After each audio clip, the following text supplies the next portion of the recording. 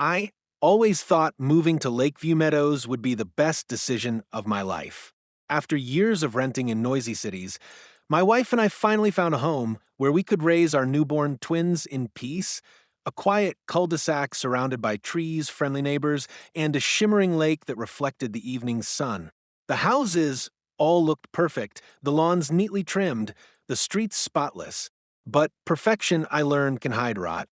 The HOA president, Karen Whitmore, was the embodiment of that rot. She was the kind of woman who made rules her religion. She enforced them with the zeal of a dictator, smiling only when she was writing someone up for a violation. The first time I met her, she had a clipboard in one hand and a measuring tape in the other, checking my mailbox height. Before even saying hello, "Welcome to the neighborhood," she'd said, her smile paper thin. "Just remember, compliance is happiness." At the time, I laughed it off. My wife, Julia, didn't. She said there is something off about Karen, something too controlling, too eager to dominate. I brushed it aside. I was busy after all. Between my new position as a field technician and taking care of two 6-month-old twins, the last thing I wanted was to start a feud over lawn paint. But everything changed after one simple disagreement, a misunderstanding that should have been solved with a single phone call. It started with a water leak. The main line that connected our house to the HOA's communal meter had burst underground. When I reported it, Karen's response was immediate and dismissive. "You're responsible for the repair. The HOA isn't paying a dime."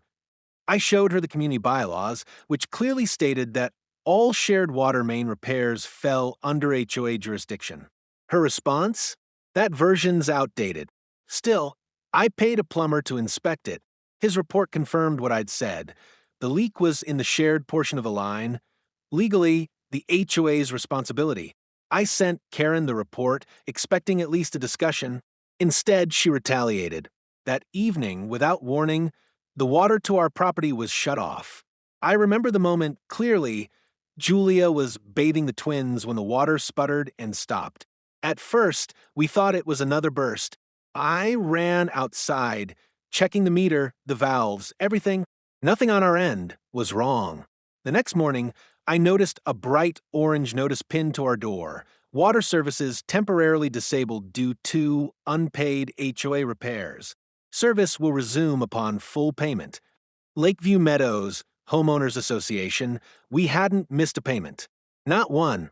I confronted Karen immediately, but she met me at her door with that same icy composure. "You're violating community compliance," she said, "and until you fix it, I can't allow you to use HOA-managed utilities." I couldn't believe what I was hearing. "Karen, my family has 2 infants. You cut off our water. You can't do that." "Oh, I can," she said, her eyes glinting.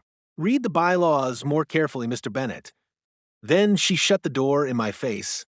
I called the county water department, but they said the HOA had temporary management rights over the main line. "It's a civil issue," they told me. "We can't interfere." That night, Julia cried quietly while I tried to mix formula with bottled water. We rationed what little we had. The next morning, I went out to buy more, only to find my access card to the community gates disabled. The HOA had literally locked us in and locked delivery drivers out. Day 2, the power began flickering. Not off completely, but enough to keep us on edge. Every outlet hummed faintly, like the current itself was struggling. I called an electrician, no answer. I later found out Karen had called every contractor in town, telling them we were in violation and pending foreclosure. By day 3, my patience cracked. The twins were restless and thirsty, the air heavy with frustration. I walked door to door, pleading with neighbors for help. Most of them looked away, afraid of Karen's retaliation. But one family, the Parkers, invited me in. "We've seen what she's been doing," Mr. Parker whispered. "You're not the first. Last year, she cut off the Johnsons' trash service because they questioned her budget. They moved out a month later."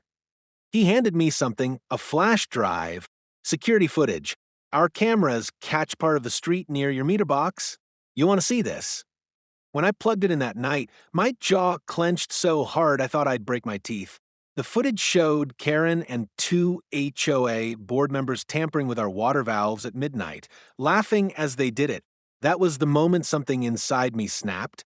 I called the county, the police, even the HOA ombudsman, but everyone told me the same thing. We'll look into it. No urgency, no action. But Julia, ever resourceful, made one last call to an old college friend named Dr. Marissa Cole, who now worked as the Director of Child Protection Services for the county. Within 2 hours, Dr. Cole was at our door. She wasn't just sympathetic, she was furious. She took photos, wrote notes, recorded everything. This isn't just an HOA dispute, she said. This is willful neglect and unlawful endangerment of minors. You're not going through this alone. When she left, she made one phone call that changed everything. By sunset, the quiet cul-de-sac was alive with the sound of engines, marked vehicles, county investigators, and unmarked sedans pulling up like a storm rolling in. Neighbors peered from their windows as uniformed officers marched toward the HOA office. From our porch, Julia clutched my hand, trembling. "Is this really happening?" "Yes," I said. "Finally." And as I watched Karen's expression twist from confidence to panic, I realized something. For people like her, justice doesn't just arrive, it crashes down. But this was only the beginning. Because by the time the sun rose again, the entire HOA board would be in custody. And for the first time since moving to Lakeview Meadows, I knew peace wasn't a dream, it was a reckoning. The next morning, the neighborhood was unrecognizable. Where there was once manicured calm, there was now chaos. Official vehicles lined both sides of the street. Police tape fluttered between lampposts, and uniformed officers methodically knocked on doors. The sweet illusion of Lakeview Meadows had shattered overnight, replaced by the cold precision of a full-scale investigation. From my living room window, I watched as two detectives from the county sheriff's office stepped out of a black SUV. Their demeanor was controlled, almost clinical, not the type to waste words. They were accompanied by Dr. Marissa Cole, who looked less like a bureaucrat and more like a commander on a mission.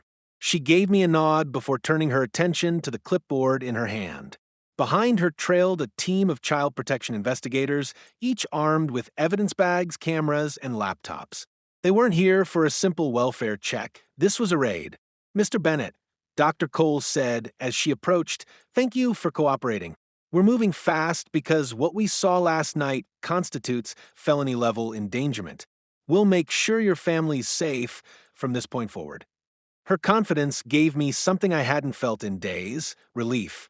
While Julia stayed inside with the twins, two officers escorted me to the cul-de-sac center, where Karen's white Lexus was parked haphazardly across her driveway. The moment she stepped outside, she was on the offensive. "This is harassment," she screamed. "You can't just barge into our community like this. I'm the HOA president." Dr. Cole didn't flinch. "And I'm the Director of Child Protection Services, Mrs. Whitmore. You're being investigated for unlawful interference with essential utilities and the endangerment of minors under State Statute 68.2. I suggest you cooperate." Karen's face twisted, cycling between disbelief and fury. "This is absurd. I was enforcing compliance." He refused to repair his line. "Your line." Dr. Cole cut her off, flipping through her file. "Funny. According to your own HOA charter, the water main belongs to the association, meaning you shut off a family's shared utility for personal retaliation. You also falsified a delinquency report to justify it." The silence that followed was suffocating. Even the birds seemed to stop. Detective Harris, tall, calm, eyes sharp as glass, stepped forward. "Mrs. Whitmore, step aside, please. We have a warrant to inspect HOA property and records." Karen's protest died on her tongue as two officers brushed past her and entered the HOA office. A few minutes later, one of them emerged holding a metal lockbox. When they pried it open, what they found turned the investigation from serious to explosive.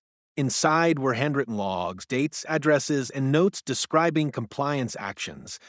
Each entry listed a homeowner, a supposed violation, and the penalty imposed.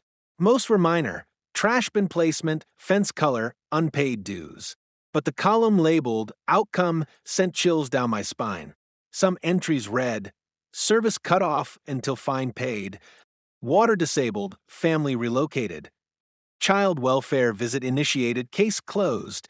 That last one made Dr. Cole's expression darken. They've been manipulating county reports, she said under her breath, pretending to trigger official investigations to pressure homeowners. She snapped her fingers at an assistant. Cross-check every address. If even one of these reports reach the state database, we'll have proof of fraud and impersonation of a public officer. Minutes later, confirmation came through. Multiple families had been subjected to fake child welfare visits orchestrated by the HOA. Karen had been contacting families through spoofed emails, pretending to be CPS officers, to scare them into compliance. That was it. The line had been crossed beyond redemption. Detective Harris, Dr. Cole said calmly, "Take her into custody." Karen's shriek pierced the air. "You can't arrest me. You don't understand. I run this community." "Not anymore," Harris replied. When the cuffs clicked, the entire street seemed to exhale. For the first time, neighbors stepped outside, timidly at first, then in groups. People who had stayed silent for months now whispered, shouted, even clapped quietly. But the arrests didn't stop with Karen. As the investigation deepened, more names surfaced. The vice president, treasurer, and secretary of the HOA, all complicit in the cover-up, were escorted out of their homes in handcuffs. Each of them claimed ignorance, but the financial ledgers told a different story. Over $42,000 had been siphoned from HOA maintenance funds into private accounts labeled special compliance fees.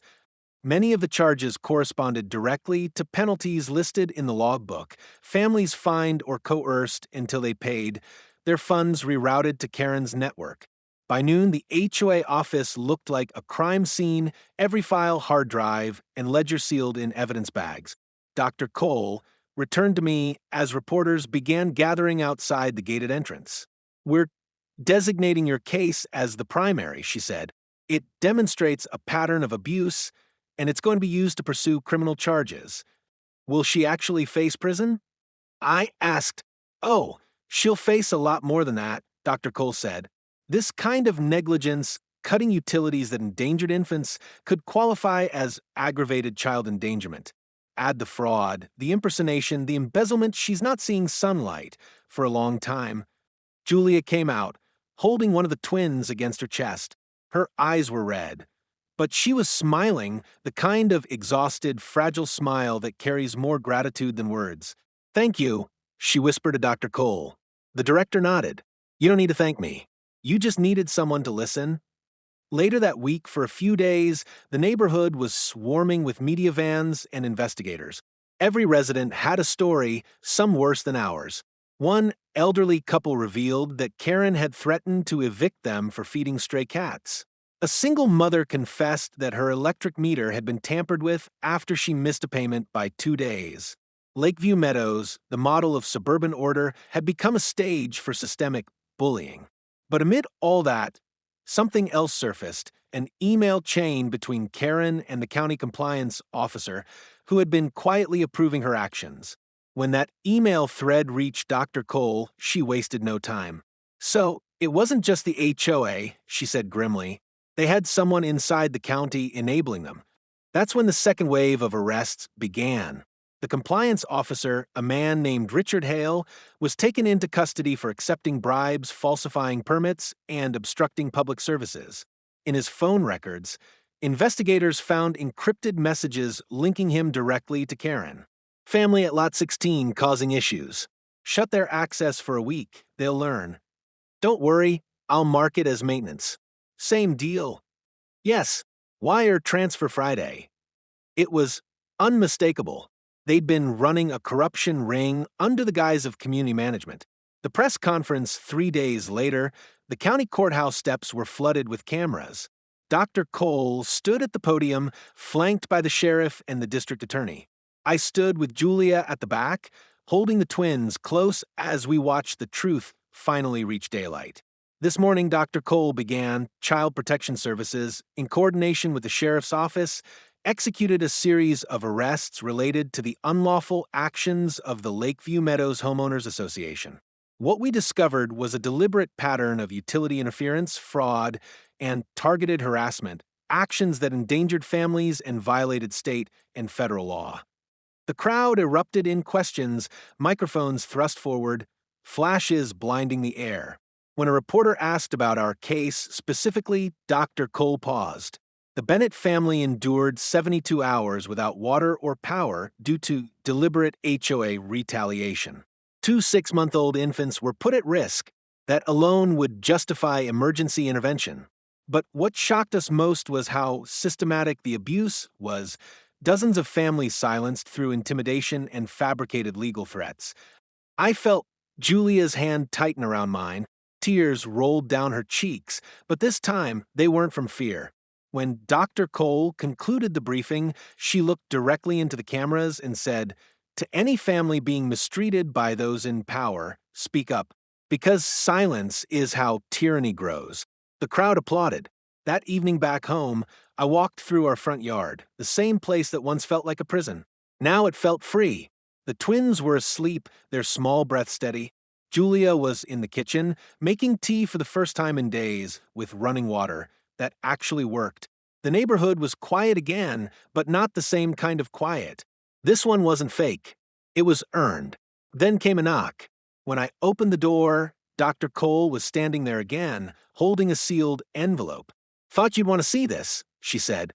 Inside was a printed statement, an official notice from the county clerk's office. Effective immediately, the Lakeview Meadows Homeowners Association has been dissolved pending criminal trial. Control of community utilities will transfer to the County Water and Property Management Authority. I exhaled, a long, tired laugh escaping me. It's finally over. Dr. Cole smiled softly. "No, Mr. Bennett, it's finally beginning. Because after this, every HOA in this county will think twice before pulling something like this again."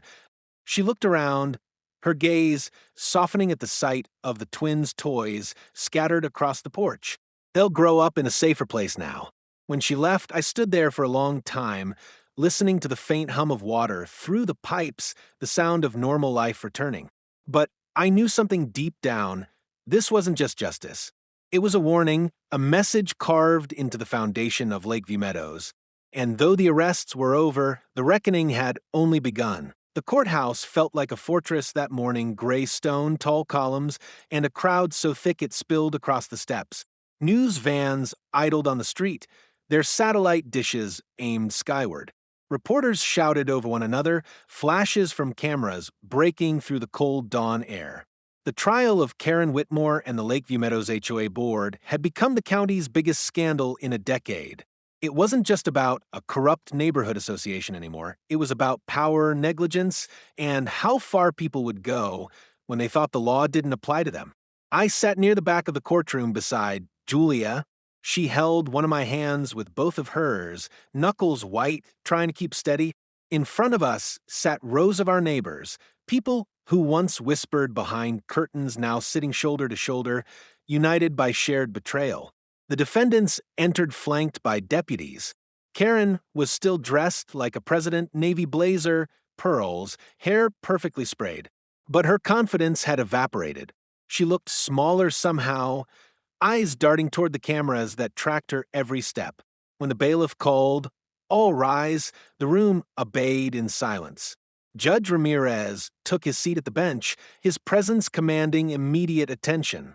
Court is now in session for the case of the state versus Karen Whitmore et al. On charges of endangerment, fraud, embezzlement, obstruction, and impersonation of a public officer. The words echoed like thunder. The prosecution's opening District Attorney Lewis, a woman known for dismantling organized corruption rings, rose to her feet. She spoke with controlled precision. "Ladies and gentlemen of the jury," she began, "this case is not about homeowners' dues or petty neighborhood disputes. It's about deliberate cruelty, about people entrusted with authority who weaponized it for personal gain. For 3 days, the Bennett family, including 2 6-month-old infants, lived without water or power because these defendants decided to punish them. And when confronted, they lied, falsified records, and tampered with official systems to hide it. This was not a mistake. It was an operation. The jurors leaned forward, eyes locked on her. Every word carried the weight of proof they hadn't yet seen but already believed existed. Lewis continued, "You'll see documentation, emails, texts, bank statements showing a pattern of bribery and collusion between the HOA and a county official. You'll hear testimony from neighbors who lived in fear of retaliation. And when you do, you'll realize this wasn't a community, it was a syndicate." She pointed toward Karen. And at the top sat one person, Karen Whitmore, who thought the law was her tool rather than her limit. When she sat down, the defense attorney, a wiry man in an expensive suit, stood up with forced confidence. "My clients were enforcing bylaws. This is government overreach disguised as justice," he said. "The Bennetts were repeatedly non-compliant. I felt Julia tense beside me." But before the lawyer could continue, DA Lewis objected. "Noncompliance does not authorize deprivation of basic utilities. This isn't a dictatorship, it's a suburb." The judge nodded. Sustained. "Watch your framing, counsel." The defense lawyer hesitated, shuffled his papers, and sat down. The tone of the trial had been set, and it wasn't in his favor. The evidence unfolds over the next week. Evidence poured in like a flood. Every file, email, and text message uncovered by Dr. Cole's team painted a picture worse than anyone imagined. One projector slide showed a spreadsheet titled Priority Enforcement List. Next to homeowner names were codes: D1 Disable, E3 Escalate, C9 Child Visit Threat. Gasps filled the courtroom. These codes, DA Lewis explained, refer to retaliatory actions. The defendants used them to coordinate harassment against anyone who questioned their authority. She clicked again. This time, an email appeared on the screen. From Karen.Whitmore@lakeviewho.org to R.Hale@countycompliance.gov family at lot 22 filed another complaint. They'll learn when their lights go off. Standard fee. Transfer confirmed. A murmur rippled through the gallery. The message was dated the night before my family's power outage. Then came the financial records, bank transfers labeled as maintenance bonuses, all leading to the same offshore account. The judge leaned forward. "Counsel, confirm for the record. These transactions total $42,000? "Yes, Your Honor," Lewis said, "diverted from community repair funds." Karen shifted uncomfortably, eyes flicking toward her co-defendants, who suddenly looked less loyal. Witnesses when Dr. Cole took the stand, the air seemed to sharpen. Her calm authority carried the same weight as it had the night she first arrived. She described the conditions she found: the dry taps, the cold air, the twins' cribs. Her testimony wasn't emotional. It was clinical, factual, devastatingly clear. "The deliberate suspension of utilities to a home with infants is a violation of both county health code and state child endangerment laws," she said. "In my professional judgment, this act displayed willful disregard for human life." The defense tried to corner her. "Director Cole, you're not a law enforcement officer, are you?" "No," she replied coolly, "but I report to the governor's office and I oversee 312 active investigations, including this one." Laughter broke out in the gallery before the judge's gavel restored order. Next came neighbors: Mr. Alonzo, the retired teacher, Mrs. Kim, a widowed mother, and the Ramirez family who'd lived under constant threat of fines. Each told stories of intimidation, sudden penalties, threatening letters, and in one case, false citations for landscaping violations that never existed. By the time the last witness finished, the jury looked furious. The moment that broke the defense, then came the recording. DA Lewis cued a clip obtained from Karen's own security camera, recovered under subpoena. The video showed Karen in her living room, pacing and speaking on speakerphone. Her voice was clear, sharp, dripping with arrogance. "They'll cave, trust me. No one fights the HOA, especially not some ex-military wannabe. He'll pay up once the wife starts panicking." Then came the unmistakable sound of laughter, hers. The room went silent. In that instant, any sympathy evaporated. Even the judge's face hardened. "Proceed," he said quietly. Lewis paused the video and turned to the jury. You've heard it from her own mouth. This wasn't about enforcement, it was about domination. And when you strip away the fancy bylaws, what's left is cruelty, plain and simple. Karen's testimony, when it was finally Karen's turn to testify, her attorney looked more nervous than she did. She took the stand with a practiced expression of calm indignation. Everything I did was within my authority, she said. The HOA has the right to enforce compliance. Lewis didn't give her a second of breathing room. Mrs. Whitmore, did you personally authorize the disconnection of the Bennett's utilities? Yes, but it was standard procedure. Did you consult the utility company or the county before doing so? No. But so you acted alone without oversight and caused a family with infants to lose water and power for 72 hours? Karen shifted in her seat. It wasn't that long. Would you like me to play the time-stamped utility record showing the exact hours? Silence. Lewis continued, voice like steel. Mrs. Whitmore, isn't it true that you emailed a county officer asking for a fraudulent report to be filed against the Bennetts, claiming neglect? Karen's lips trembled. I was just trying to get them to comply. With what? Owning their home. The courtroom erupted in gasps. Karen looked around as if searching for sympathy, but none came. Even her co-defendants stared straight ahead, expressionless. The verdict, after 3 grueling weeks, closing arguments began. Lewis's voice was measured, controlled, like someone sealing a case she already knew was won. Power doesn't corrupt overnight, she said. It seeps in slowly through rules, fines, committees, and the belief that control equals order. But what you've seen here isn't order. It's abuse wrapped in bureaucracy. The Bennetts didn't just lose power. They lost safety. They lost trust in their neighbors. And every one of us could be next if we let people like these defendants believe they're untouchable. When the jury filed out, the tension was unbearable. Hours passed. Then, near dusk, they returned. On the count of endangerment, we find the defendants guilty. On the count of fraud, guilty. On the count of impersonation of an officer, guilty. On all counts, guilty. Karen collapsed into her chair. The judge's gavel fell once. Sentencing will be immediate. Sentencing Judge Ramirez's voice was calm but thunderous.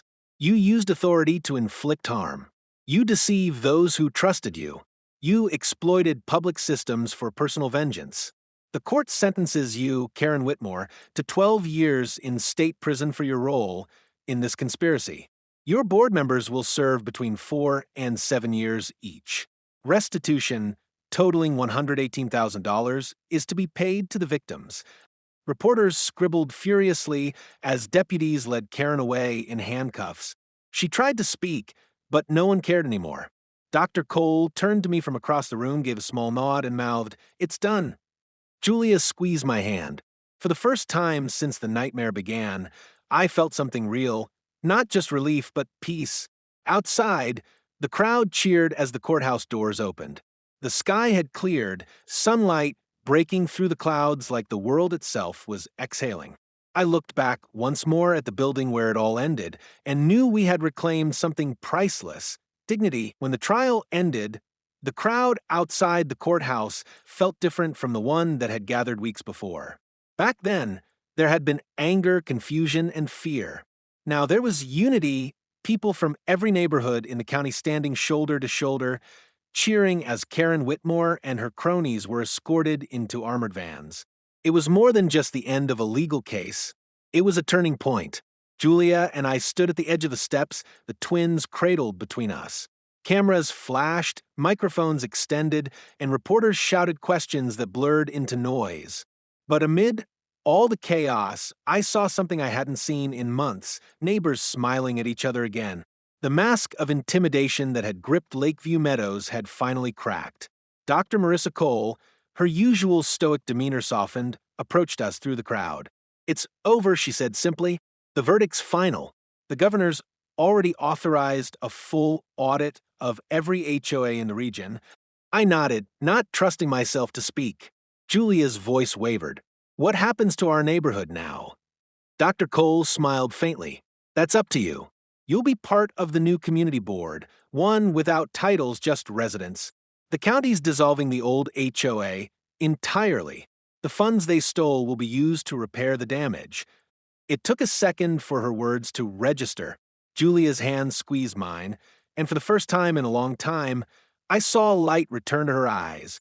The return home, when we drove back through the front gates of Lakeview Meadows, the air felt lighter. The massive HOA office sign had been removed, leaving behind 2 rusted bolts and a patch of faded paint. A small but symbolic victory. Neighbors stood outside, waving, some holding homemade signs that read, "Welcome back, Bennett's, and justice served." Mrs. Kim, who had once been fined for leaving her trash bin out an hour late, brought over a plate of cookies. Mr. Alonzo was helping a crew repaint the community center. For the first time since we'd moved there, it actually looked like a neighborhood, not a battlefield. As we pulled into the driveway, Julia whispered, "Feels strange, doesn't it?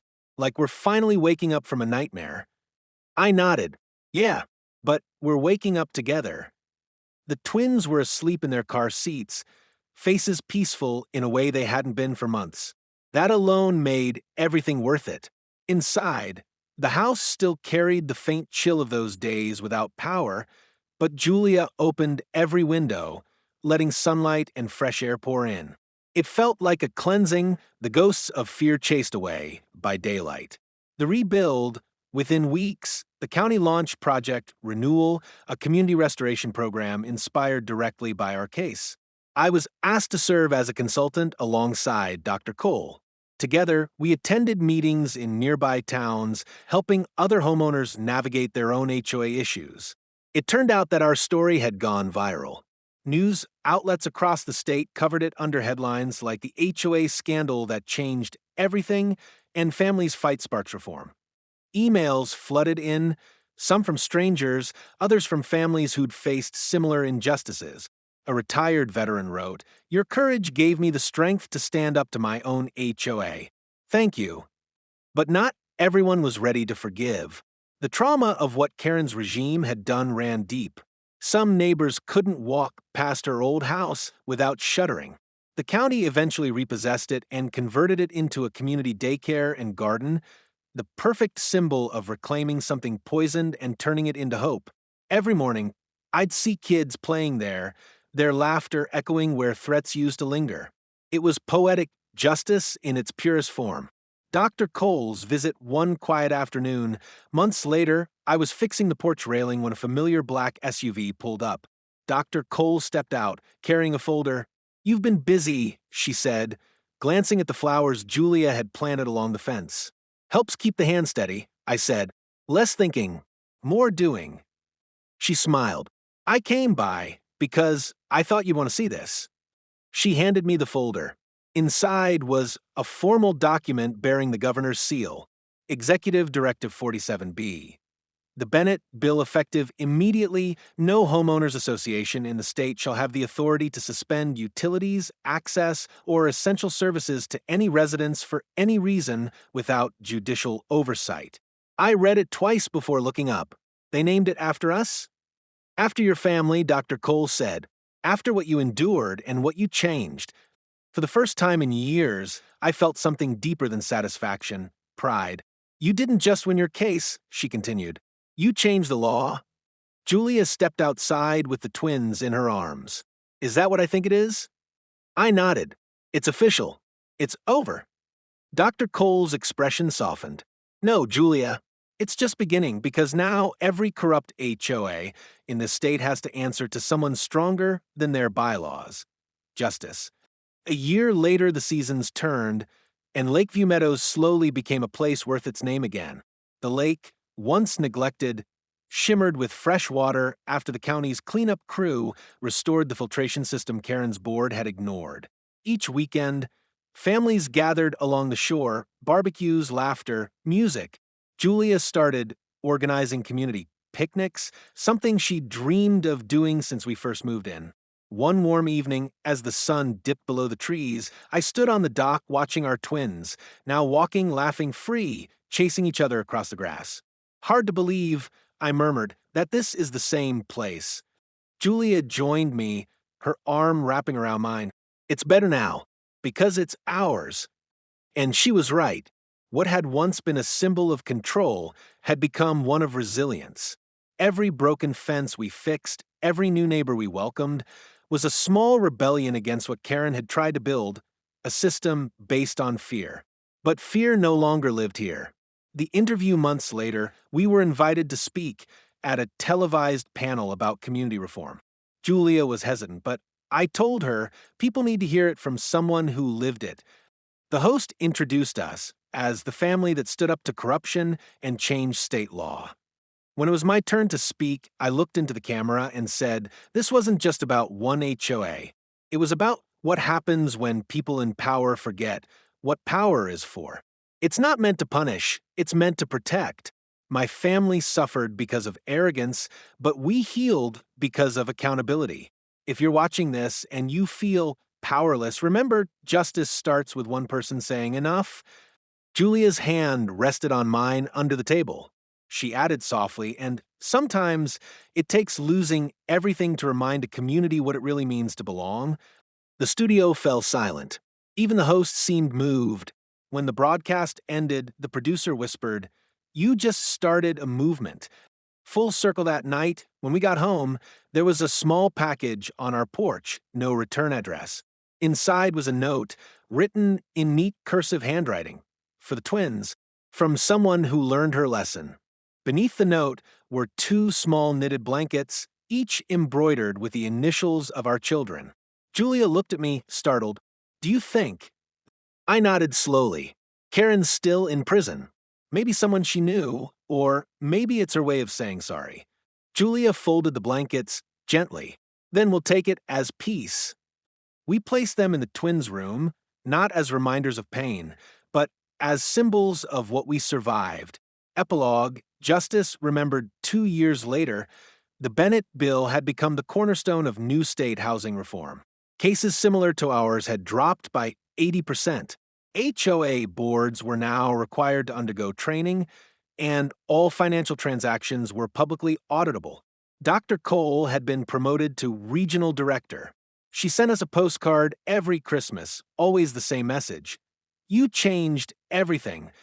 As for us, life was quiet again, beautifully, peacefully quiet. The lake shimmered under the morning sun, and sometimes I'd see the twins, now toddlers, pointing at the ducks and laughing.